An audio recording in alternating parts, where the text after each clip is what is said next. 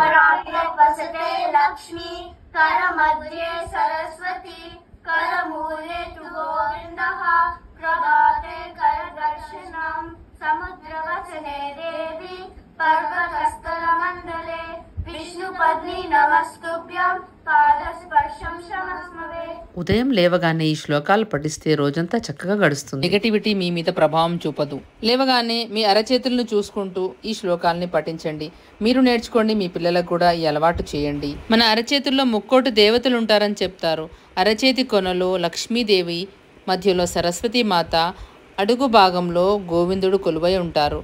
అందరినీ దర్శించుకుంటూ ఈ మంత్రాన్ని పఠించండి. తర్వాత భూదేవి ప్రార్థన చేయాలి. మన భారాన్ని మోసేది భూమాత కాబట్టి నిద్ర లేవగానే మొదటి అడుగు నేల మీద పెట్టి ఓ భూతల్ని మమ్మల్ని క్షమించమని ప్రార్థన చేసుకోవాలి.